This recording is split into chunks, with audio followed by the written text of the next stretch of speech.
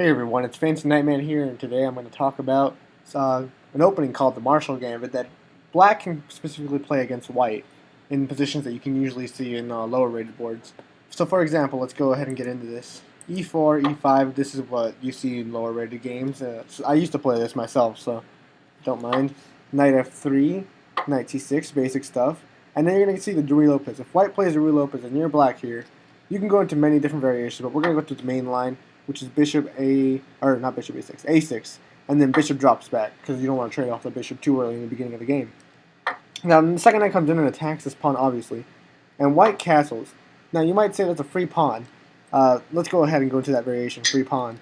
Well, what we have now is rook over, and the black has a lot of moves, and as you can see, if the knight moves, this pawn's falling. So, let's say d5. The problem with d5 is now after bishop captures, pawn captures, d3, knight move back, knight comes out, you have this issue of this check, and if you try to block this check for, let's say, with bishop e7, which you can see this knight double attacking, you're going to have a bad time. In this position, you can usually see some other move, maybe bishop here, and so forth. If you don't decide to block with d5, let's say knight c5 moving away, just capture there, and recapture the pawn, and you're going to have a nice game as white. But we're not going into that because people usually don't capture on the e4 pawn. They can see past this, and we can see a move like bishop e7, blocking that file before we can get it, and making this pawn actually pretty free and pretty available to us. After rook e1, black can't capture that pawn, so now we're going to go for that kicking of the bishop. After that bishop is already kicked, we can do a smooth move, which is just bishop here, aiming for that f4 square up here. I mean not f4 square, f7 square. That's very vulnerable when you're playing as black, and consequently f2 when you're white. Castles and c3. Ruy Lopez usually tries to build up the center. You put two pawns here and start ramming down the black position.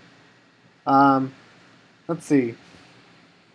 Next move is Marshall Gambit. Marshall Gambit, while usually you see players play d6 and go ahead and do this, and it just continues with development, bringing out that black squared bishop, defending this e5 pawn. Marshall Gambit elects to play d5, which is an attack giving up a pawn, really, because after pawn captures, knight captures, knight captures, knight captures, rook captures, white is simply up a pawn. But there is competition for black. After defending the knight, white tries to control the center, and bishop comes out. And as you can see, both these bishops are aiming towards the king side. So after a move like rook back, white brings his queen over here, and now he's threatening mate on this h2 square, and it's very deadly in most cases. There's a lot of games where grandmasters play this, specifically a player that goes by the name of Marshall, who actually created it. I'll go over one of his games later, but he has a lot of pressure on this, or the person that's playing black has a lot of pressure on the king side, and it's very interesting to see how the games pan out. So let's say a move like this. Well, then this bishop captures, pawn captures, queen captures, leaves his king very vulnerable. Let's say we try to go to the aid of the king by, I don't even know if you can come to the aid of this king. Let's say something like that. Well, let's see, what move can we play? We can play queen h2, king here, bam, checkmate. There you go. So you got some funky stuff here. I guess best move here would be like rook giving up the rook for the bishop. But then after bishop captures e, pawn captures e, you have this rook a to e8, and the rooks are just this rook is very active, this knight's very active, and there's the exchange sacrifice. But black is up, so this opening is very deadly.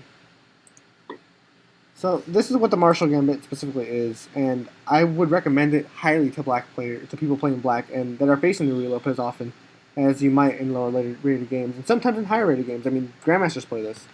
So yeah, I just wanted to give a quick general explanation of the Marshall Gambit and an informative view, so like you have that in mind. You have an opportunity to play it. I play it sometimes, rarely, but I play it because I don't play e5 in response to e4. But it comes out with great positions, and I'll look over some games with you guys later. Alright, well thank you guys for watching, and I'll see you guys in the next video.